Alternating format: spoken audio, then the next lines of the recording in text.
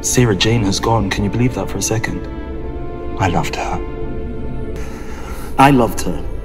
Sarah Jane Smith needs no introduction. With her sharp journalistic tenacity, a warm yet assertive disposition, an eternally compelling soulmate bond with the Doctor, and an impressively extensive legacy in the overall franchise, she has secured herself as one of the most beloved and iconic characters in all Doctor Who-related media. Her tenure spanned over 3 seasons of the classic series at arguably the consistent peak of its popularity, not to mention her multiple return appearances and 3 separate spin-offs, and she is retrospectively credited for creatively expanding the companion role to be on equal footing with the Doctor himself, someone who possesses just as much drive and initiative in the trajectory of the adventure as he does. She's certainly one of my favourites too. She's just such an endearing presence whenever she's on screen. However, there's one peculiar aspect about her that I want to focus on today because I'm losing my goddamn mind. This woman keeps losing her goddamn clothes.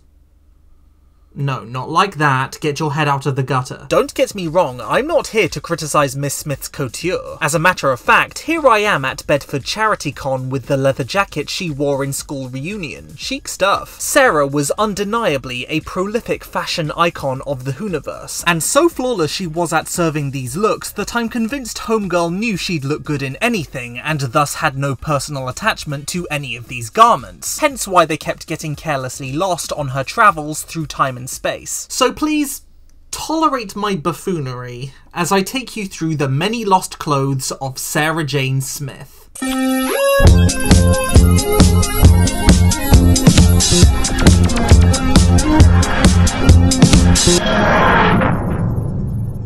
So the Time Warrior introduces Sarah in style, not only affirming that she is a strong-willed individual who won't be belittled by patriarchal attitudes, but also complimenting her with this snazzy suit ensemble, which is both the most 1970s thing I've ever seen and an absolute slay. We hit the ground running with Sarah leaving her handbag at unit security accommodation, but let's say they kept it for her. She has a couple of costume changes whilst in the 13th century, but ultimately she returns to the clothes she arrived in by the end of her debut, still donning it into her sophomore entry Invasion of the Dinosaurs and trading the blazer in for a leather jacket. But here we encounter our first potential outfit loss. While investigating the source of the dinosaur appearances in central London, Sarah seeks the aid of MP Charles Grover and trips face first into a trap as it turns out he's behind it all. And to put her out of the way, he sedates her and shoves her into his fake gaslighting spaceship populated by wannabe colonists who think they're going to a new world. In the process, her outfit gets changed to be in line with those on board, and most of her prior attire is never seen again even once the crisis is over. However, the jacket returns in The Monster of Peladon, so either she got her clothes back or she just bought a new one. On the whole, season 11 goes pretty easy on Sarah's wardrobe. Despite a costume change early on, nothing lost in Death to the Daleks as far as I could tell. In The Monster of Peladon, she tempts fate and takes that jacket off, but she gets it back by the end. And she also has a couple of costume changes in Planet of the Spiders, but aside from the brooch that she gifts to Tommy, no item seems to get outright stolen or abandoned. She's doing alright. But then we hit season 12.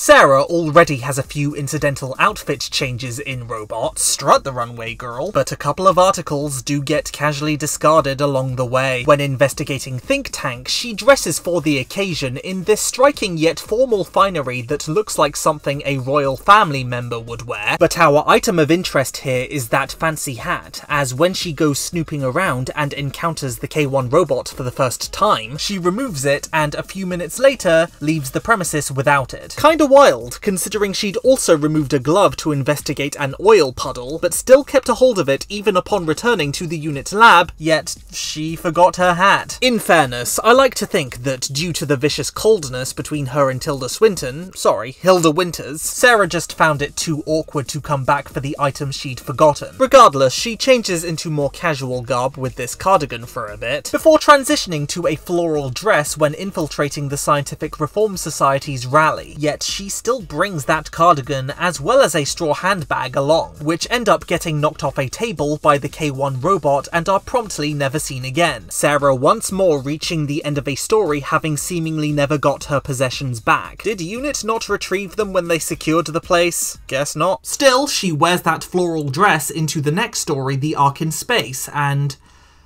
oh boy. So pretty early in the serial, Sarah ends up being sedated and transported into Space Station Nerva's suspended animation system, resulting in her not only being cryogenically frozen, but also, you guessed it, getting a fancy change of uniform. And her old clothes are presumably lost forever, considering what the automated voice says. If you have any personal possessions that you wish to have preserved, please place them in the casket adjacent to your right hand. Yeah, that dress was probably chucked into an incinerator. Ah well, she rocks this look. After the Wirren crisis, the Doctor opts to beam down to Earth to check that Nerva's matter transmitter is functioning properly, prompting Sarah to have an impressively quick costume change in 17 seconds. This bright yellow weatherproof getup, complete with gloves and beanie, is her outfit for the Sontaran experiment. She takes the beanie off whilst on Earth, but pockets it for later use, so that's all good. Same for her gloves. They vanish for the rest of the runtime once Steyr restrains her to the rocks, but they do turn up again in the next adventure, so that's fine. But then, in literally the very last scene, Sarah has seemingly abandoned the weatherproof bottoms in favour of this skirt and trousers which she was presumably wearing underneath. I guess the Galsec survivors can make use of those bottoms now. Also, her bright orange boots turn burgundy by the next serial, but I'm just going to assume Skaro does that to your shoes. But yes, not even fan favourite Genesis of the Daleks is exempt from misplacing Sarah's drip. You know how I said Sarah still has her gloves here? Yeah, not for long. Those and her beanie vanish forever when she scrambles for a gas mask. After being separated from the Doctor and Harry and becoming a captive of the Thals, Sarah shrugs off her weatherproof jacket in the prison cell as she and the other slaves begin their first shift loading up the Thal rocket. I'll grant her this, lifting those heavy loads is a lot of exertion, so temporarily removing something so cumbersome for this task is understandable. And she does return to the cell afterwards, so she still has an opportunity to pick it up again. No? Sarah? Sarah, you forgot your jacket. Sarah! Look, if you've got a Dalek up your arse, you don't worry about your jumper, do you, Ian? Touché. After reuniting with the Doctor and Harry and infiltrating the Khaled Dome, the trio break into a locker, and the Doctor enables Sarah's reckless wardrobe abandonment by encouraging her to ditch her current gear in favour of a khaki shirt, green jacket and camo trousers, suggesting that it'll be useful.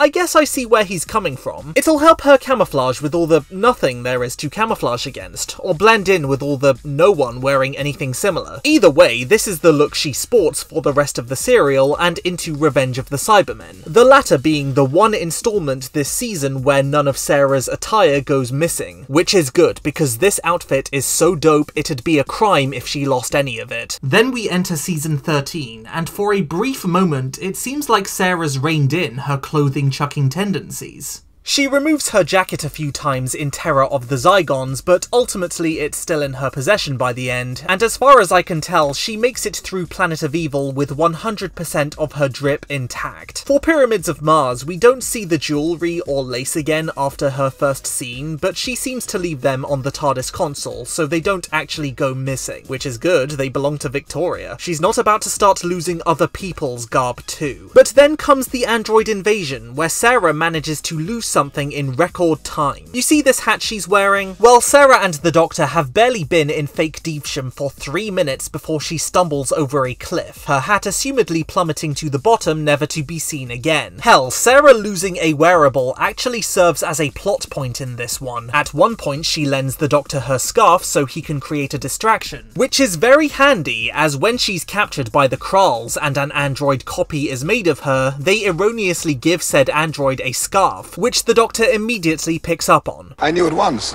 You see, the real Sarah wasn't wearing a scarf. Good going, guys. Ironically, she even gets her scarf back later on, only to sacrifice it again to cause another distraction. She's eager to ditch this thing. You think she only loses her eyesight in the brain of Morbius? Think again. She first steps out of the TARDIS with a jacket which she promptly uses as shelter against the torrential rain. And once at Solon's castle, Kondo takes it and the Doctor's umbrella because he's an upstanding butler, and they're never seen again. At this point, I'm wondering if this was a behind-the-scenes running joke, or if I need some kind of therapy. And then we have the Seeds of Doom opening with an Antarctic base expedition, so naturally Sarah's sporting gloves. You'd think if she was gonna lose anything here, it would be these, but thankfully they're tethered to her coat, so no. Instead, what she loses are the beanie and scarf she arrived with. Scorby takes a partially underdressed Sarah hostage in the nearby generator plant and primes a bomb to obliterate the entire complex. And while her and the Doctor manage to escape with their lives, these articles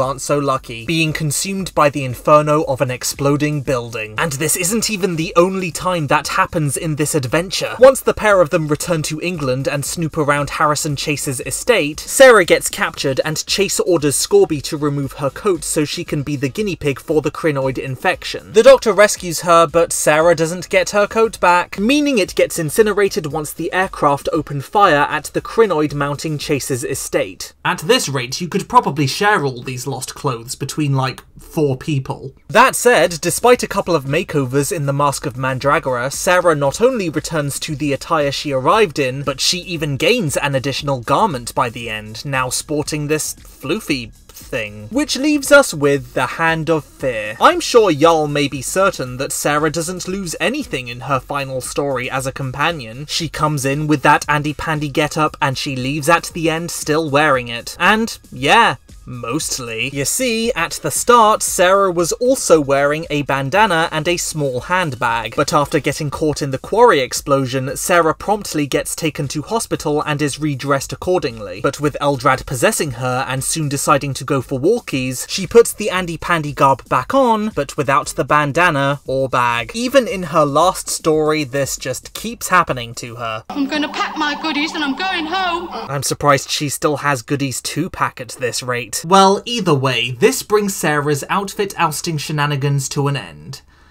Oh wait. No, it doesn't. There's still the 5 Doctors. That's right, Sarah returns for the 20th anniversary, and she's still endearing, still inquisitive, still a powerful screen presence, and still losing her dress wear. As the time scoop approaches her at the bus stop, she bravely chucks her handbag out of the way because I guess she'd rather be abducted than mugged. When in the death zone, she decides to abandon another weatherproof overcoat, leaving it behind in Bessie when she breaks down. While having a panic attack on some steps in the Dark Tower, she shrugs off her jacket and gloves and just leaves them there, and ultimately she's only too happy to sacrifice her cravat to bind the Master's legs. You know what, it's kinda comforting to know that the years haven't changed her. Well, yet. Okay, now we're finished. For Classic Who, at least. From what I recall, she seems to have outgrown this habit by the time she appears in School Reunion and Journey's End, and I'm not going through every single Sarah Jane Adventures episode just to see if she forgets a cardigan somewhere. Who do you think I am, Thomas? So in conclusion, I forgot what we were talking about.